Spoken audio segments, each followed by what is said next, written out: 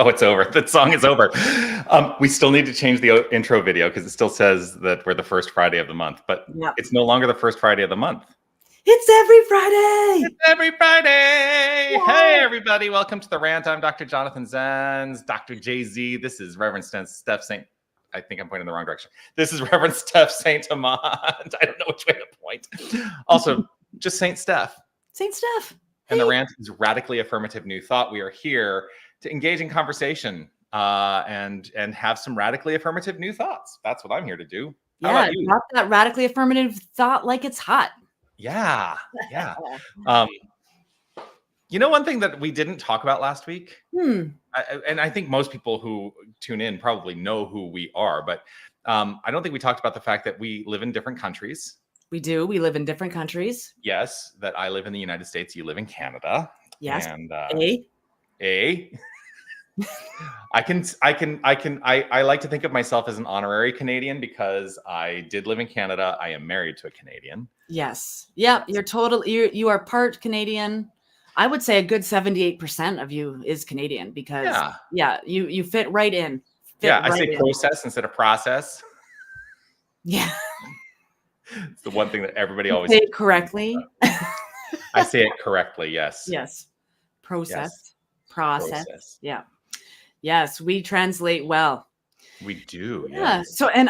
So I'm in Winnipeg, Manitoba, which is known as the heart of the continent. If you look at the globe, right, and you take a look, Canada actually starts way high up. So Winnipeg is in the heart space of the continent. And so we even had welcome to Winnipeg, the heart of the continent. That's how you entered into Winnipeg. Nice. And so I know I'm in the right place at the right time because I definitely live from my heart space. So I love being here. I love being in the center of the country. And I love being for sure Canadian. I love it. I love it too. Yeah. And I'm in I feel like I could not be more Wild West if I wanted to be living in the Southwest of the United States. We still have rodeo and cowboys here. Yeah. Yeehaw. Yeah. And I'm born and raised in Tucson, Arizona. So yes. Yeah. And I feel like a little piece of my heart lives in Tucson, Arizona, even though I've never been there. I used to have the picture of the Unity Labyrinth on my desktop. And Jonathan, you're my spiritual leader. You are one of my glorious, magnificent best friends in this whole universe. And so with you being there, that's a little piece of my heart there.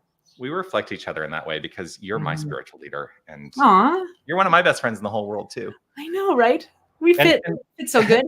And the funny thing is, I think about the nature of the rant, and we've been ranting privately for the better part of a decade with each other. Yeah. And at some point, we're like, "Hey, we have some interesting thoughts and conversations. Why don't we go online and just rant?" Yeah, let's just rant together. It's not about rant. Yeah. Radically affirmative new thought. That's what the rant means. Yes. And William, he sees us too, right? The two of you are magnificent. We see your magnificence too, William. Yes. Absolutely. Yeah. I'm so glad you did. Thanks. Yes. And it's a chance meeting, and I'm glad. So it was 13 years ago that we met. Yeah. It's been a time. And I was in ministerial studies. Oh my gosh, it was 13 years ago. 13 years ago. I was in ministerial studies, and one of our projects that we had to do, we always had to watch other people's talks and write reports on them. And so I was watching, I found Reverend Jonathan Zenz, and he was at the CSL Toronto at the time. So I was watching this, and I found James Mellon and Joe Hooper, and all of these people were just these brilliant expressions of exuberance on stage, right? And so I was like, oh my goodness, I'm going to fit in perfectly. Yeah. And then, and so walking, I was going to my very first Asilomar. And so 13 years ago, I was not contained. So I just want to say what Asilomar is, because people may not know what Asilomar is. Yes. Asilomar is actually a location on the Monterey Peninsula. And for about half a century, the spiritual organization that I well, we both belong to it. I'm on the Unity side of things now, but Centers for Spiritual Living, which was then the religious science organization that they were called Religious Science International and United Church of Religious Science. Anyway, for the better part of half a century, that's where they would have their retreats, was at the Asilomar Conference grounds. It was extraordinary. They don't go frequently anymore, although they do occasionally. It used to be every summer. It was like spiritual camp. Yep. Spiritual summer camp. Love it. Love it. Yeah. Yeah. And so I'm at my very first Asilomar. And as you all know, anyone who knows me knows I have the energy of a hummingbird on steroids. So I'm at Asilomar for the first time, and I'm in line to get my room, and I turn around. And I just lost it, because standing behind me was Jonathan Zenz, James Mellon, and Joe Hooper. All three of these like amazing speakers were standing right behind me, and I'd been watching them for months, and I lost it. You were fangirling a little bit. Yeah, I was fangirling. I was like, it was so great. And you and I connected in that moment, and we spent all week together. Every moment we had, we were together, and we started connecting right after that. And so we've been besties ever since, basically. Yep. And so thank you for seeing past that exuberant experience, but I see to the depth of who you are. Yeah. This is what you get. Well, that's what I always say. Like, hey, folks, this is it. This is what you got. This is what you get. Yeah. Bless it. Yeah. Hey, good morning, Beryl. Nice to see you. Good morning, fellow ranters. Love it. Hello, Wayne, Beryl. howdy from Calgary. Howdy, partner. Howdy. Yeah. Yes. So what are we talking about today? Oh, well, you had a great thing that you wrote out for us, so that we could remember. So there was a question there were a couple questions that came up. Mm-hmm. So first of all, I'm going to put up the thing here. If you would like to send us questions, you can send us questions. You can send questions to revjonathan@unitytucson.com. That is an option for you, right? You can also send questions. You can send questions to Steph@oneleveawakening.com. Either way, we're going to get the questions. So send them where you want to send them. And we love them. We love receiving your questions. We want to know what you want to rant about. Absolutely. And you can always put your questions in the comment field. Yeah. So if you have a capacity to comment, we see, I think, most of the comments that come through, because I think we see them all from Facebook and from YouTube. So but we had a question that was emailed to me, and I'm gonna read it as it came through. It says, as one does their inner work and dismantles the blocks and healing takes place. So there's the setup, right? Does the human body or form experience somatic responses, such as headaches, fatigue, gastrointestinal disturbances, etc.? The very simple answer to that question is yes, that is possible. That is possible. But I have some thoughts around it too. So what are your thoughts first on that, Steph? Well, the physical body is a tuning fork. And the reason this teaching and philosophy works is because the mind is powerful. So whatever it is, our body is just as tuned into our thoughts and our words and our actions as the divine intelligent mind that created this body is. So whatever we're thinking, whatever we're doing, if it is out of alignment with our integrity or our highest expression that is present, we're going to feel stuff. We're going to feel it in our body, because it tunes in to whatever it is we're thinking about. Our body listens deeply to those experiences. Yeah. And I always like to remind people that, one of the tenets of the teaching is that everything is created twice. It is first created in mind, and then it is created in form. And the thing that leads to those experiences that were specifically called out, like headaches, fatigue, gastrointestinal disturbances, whatever we perceive to be negative effects in the body, what I think is that almost always those are coming up as experiences because we are in resistance to the natural flow. And so I'm going to talk about a jargon term that I actually learned it in Unity because it was not part of my science of mind background when I was learning to be a science of mind minister. And I'm going to grab out my trusty little dictionary called The Revealing Word by Charles Fillmore. Charles Fillmore and Myrtle Fillmore were the founders of the Unity movement. Okay, now I have to. Mine's purple. Yes, now I have to put my glasses on. The word I'm going to talk about is chemicalization. Chemicalization. So chemicalization means this. It is a condition in the mind that is brought about by the conflict that takes place when spiritual realization contacts an old error state of consciousness. So here's what that means, essentially. And there's a lot more to the definition, but I'm going to try and clarify as quickly as I can. When a spiritual idea that is in alignment with our highest good contradicts an old idea that we perhaps have been holding on to, maybe because it's a comfortable place to be, but is not in alignment with our highest and best, then what happens is a conflict. We call that chemicalization. And chemicalization is an aspect of the mind. Well, if everything is created twice, first in mind and then in form, then what happens is as the chemicalization happens, there is going to be some physical response, possibly.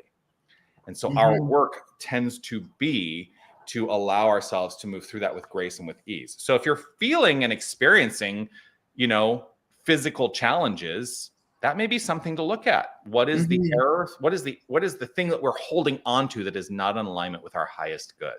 That may be something that's at play there. I think a perfect example is anxiety. I mean, who doesn't have anxiety these days, right? There's something. And anxiety is thinking about the past or the future. It's not being in the present. And so that the chemicalization of anxiety makes that turn into something longer. And if we are resisting what you're saying, the present moment, when it's, in that idea of anxiety, we're resisting moving, just being in the flow of whatever is happening, like being, who was it? Byron Katie, what, like the thing itself, or what, what's her title? Loving what is. Oh, it's like, nothing I just said. Loving what is, right? Being in the present moment. Like this is what's happening, and but we are. I really see that, like as what we are resisting. Like even when we do our inner work and we're doing our treatment or our affirmative prayer, and we aren't believing what we're saying, we're resisting the truth of our innate nature of divinity by being, like I'm doing this prayer and I expect it my way. We're still resisting the greater idea that this divine intelligent presence is. We're still resisting. We're still like ego-based. This is how I want it.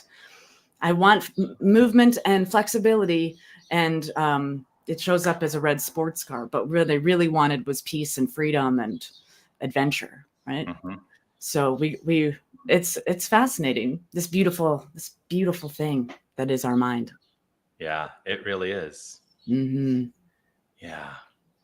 So I think the question then really boils down to me. What are we resisting? What are we resisting in our lives? And be willing to look at the resistance, not beat ourselves up because of the resistance, but being able to really look at the resistance and determining, is this really working for me in my life? Or is there something else that I can, some other way that I can step into beingness that is more in alignment with the infinite flow? Yeah. I love this though. So Audrey says, so we are biopsychosocial spiritual man. Well, I'm going to say let's let go of the gender around that. Biopsychosocial spiritual expressions of right? Or not. No, I think that's actually a really interesting way of thinking about it. Biopsychosocial spiritual. We're all those things. Yes. We're all those things. There's no difference for me in the physical form and the spiritual form, because there can be nothing that is not wholly spiritual. If God is infinite, if divinity is infinite, then there can be nothing that is not divine. I also do like this term, homo luminous. Yes. Yep. Homo That's luminous. the evolution of human beings, homo luminous. Yes. Yes. Wake up to that glorious thing that we call self-awareness, right? Mhm. Self-awareness, being aware that you are being aware, you can change your life. Yes. Because the moment you become aware of the thing, right? Oh, I'm tired. Why am I tired? Right. Become aware. Everything in my ministry is all about opening up to awareness. Yeah. And we have things that are at the level of awareness. I talked a lot about this in my talk last week. You know, I mentioned this UCLA study from the UCLA Department of Neuroimaging. And the idea is that we have 70,000 thoughts in a day. 70,000. Yeah. And I said, how many of those do we have an awareness of? Yeah. And, you know, even if it was 10%, well, that's 7,000, which means 63,000 thoughts are below the level of our awareness. Yeah. But here's the thing, 70,000 thoughts are constructing our life every single day. Every single day. Every single day. Drawing up into the level of awareness, that which is below the level of awareness, it can be an answer to how we free ourselves from discord in our life, because it may be that the discord is the result of something below the level of awareness. Yeah. So I don't think any of us would actively try to create discord in our lives. I think we're all looking for the release from discord in our lives. A release from discord. But there's a lot of us, you know, we're like, oh, I need to hang on to this. And, you know, there's work that is being done. The question started with when the inner work is done and there's a physical leftover, right? That's the residue. So I would wonder, is my work ever done? Because there's still 63,000 thoughts I'm not aware of. Like I know I'm an aware person. I am aware as much as possible throughout my day. This is my goal. Yeah. This is my passion and my activity, to be present for the day that is before me and my thoughts within it. Yeah. Right. And so many of us, I know I've been here. But firstly, remember, there is no good or bad, up or down, in or out. Everything is divine, the sticky and the sweet. So what I'm hanging on to is serving me in some way, or I would be ready to release it. So if there's a physical something that's in my body that I am using to harness whatever it is that I believe that I'm looking for, right? I'm looking for attention. I'm looking for, I don't even know what I'd be looking for now, but I know that I used to hang on to things like grudges, right? We hang on to things to bring them up later in our lives and repoke ourselves. And we're fascinating creatures. Well, we only hold on to the things that we feel we gain something from. Exactly. And sometimes what we gain, is the dopamine hit from the expression of sympathy, which is why many of us go around telling our sob stories. As we tell the sob story, we get the response from somebody who's going to be sympathetic to the story, and it's going to make us feel better because we're getting that little dopamine hit. But the thing is, as long as we continue to live within the construct of the story that is not serving us, it will continue to not serve us. Yeah. And so part of the thing for me is stop telling the stories that are detrimental to my well-being. Like it is a much stronger proposition for me to engage in my life in a way that is constructive and forward-moving and evolutionary. Yes. And like the body is a tuning fork. The body is a magnificent, miraculous thing, this physical form. And we have evidence that we relive old things because an ulcer exists in our awareness. People get ulcers, but our stomach lining is intelligent enough to renew itself every 24 hours, which means we are renewing within our mind the belief that we have an ulcer. It's crazy. Yeah. It's amazing. It's amazing. We renew our bodies every 7 years. We have a whole new body every 7 years. So what are we hanging on to? It's amazing. Amazing. We hang on to a lot. We hang on to a lot. Yeah. Yeah. And we don't need to heal all of it all at once, right? Like we need to stop beating ourselves up and doing less. We need to do less to be more, right? Do less, be more. We do not need to like hardcore be on ourselves all day, every day. We get to be in the flow and just release, surrender, let it go, let it go. One thing at a time. That's why one of my favorite sayings is we are human beings, not human doings. That's right. Yep. I think I just lost you for a minute. I was reading. But that's right. Yes. How is it not also because there's still the ulcer causing bacteria in the gut? Because the ulcer causing bacteria is not being looked at. It's not being released. If it's renewing itself, there's something in our body that is renewing it. There's also our bodies know exactly how to be healthy and whole.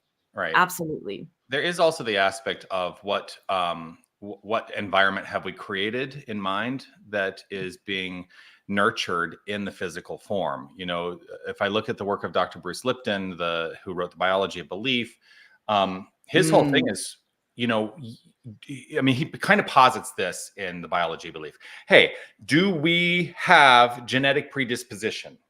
And he says, yes, we do have genetic predisposition. That is the nature of biology. Like biology is unfolding. We do have genetic predisposition to any number of what we might consider ailments. What is the contributing factor that triggers those conditions to come into expression? And his point of view, and this is my point of view as well, is it's all in mind. What am I allowing my mind to be equal to? And so if I'm allowing my body to be equal to the susceptibility of bacteria in the gut, well, then I will probably have the conditions that will maintain the perfect opportunity for the ulcer to continue its expression. But and ulcers, like ulcers specifically, are stress induced. So if your environment, if your physical environment is stressful, you're you know, how strong does your mind have to be for your whole body to be like, none of this stress is affecting me, none of this in my environment is, you know. But we've all had bad bosses, we've all had like experiences that cause stress. So there are and there's ways of I mean, this teaching, right? Think yourself whole. that's the nutshell.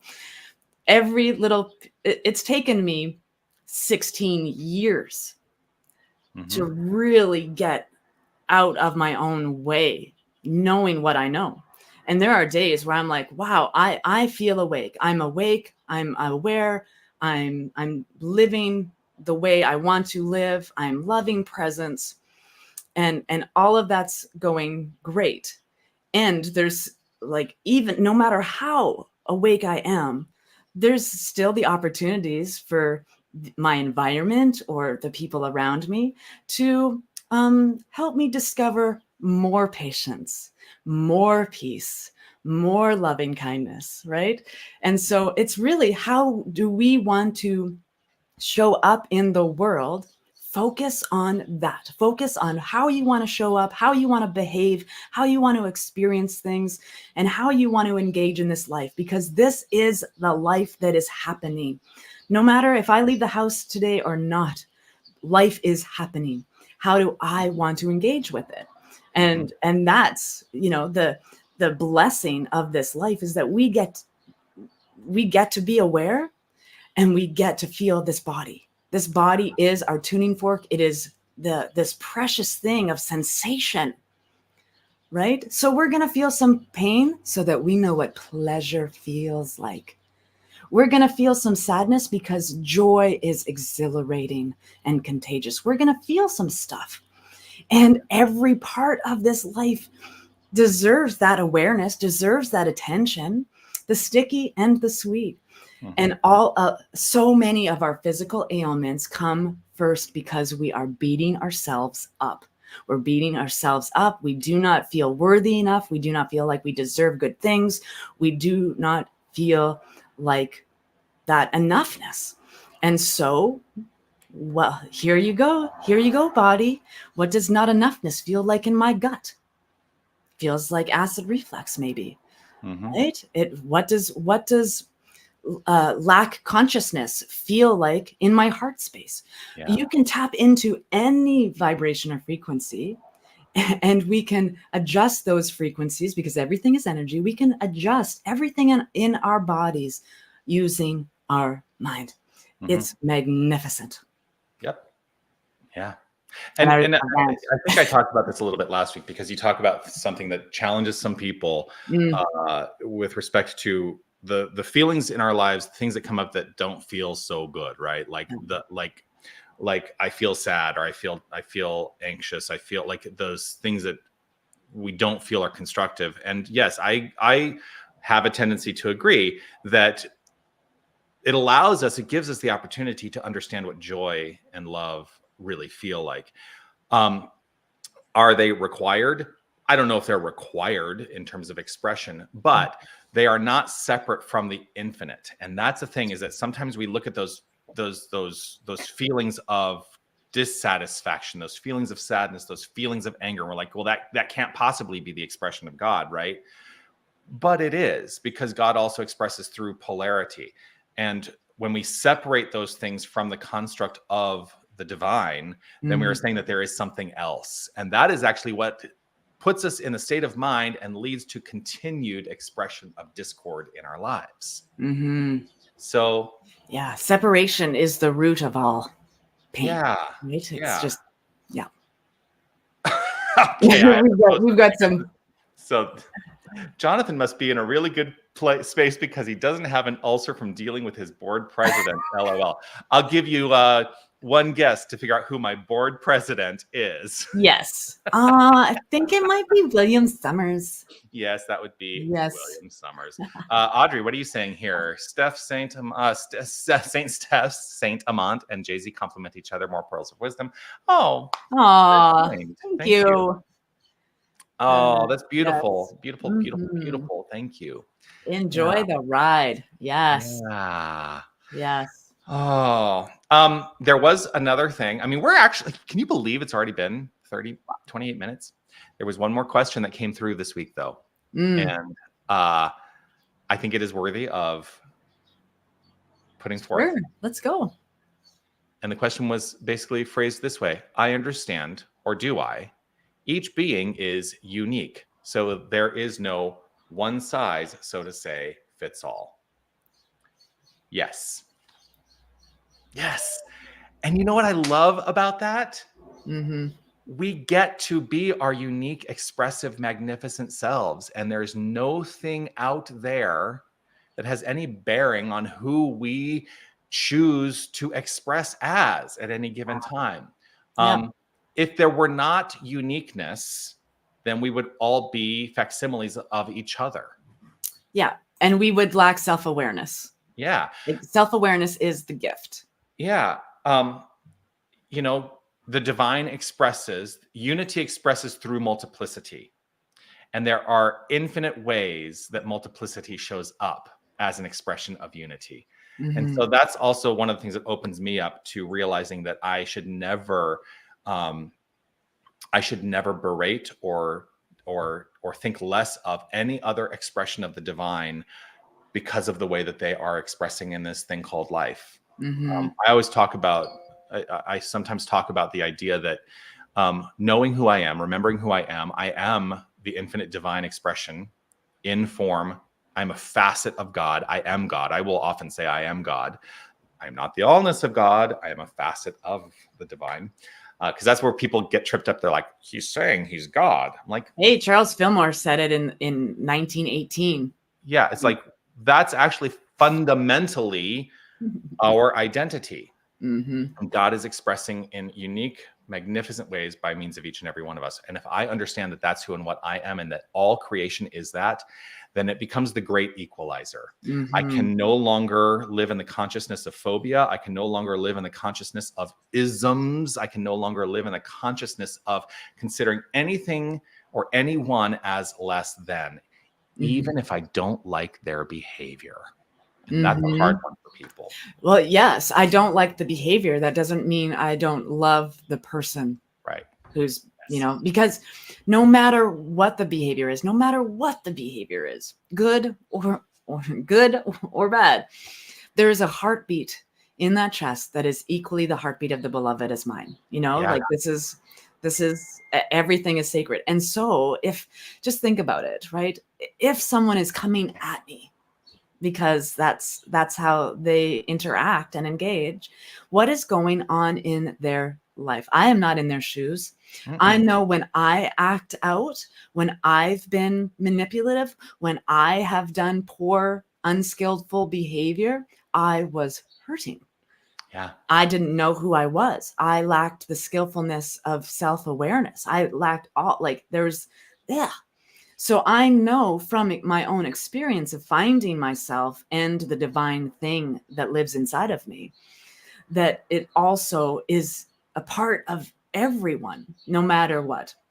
So we don't have to love the behavior. We don't have to accept the behavior, but we can absolutely trust that each and every one of us are made of stardust and water and a divine breath. That's it.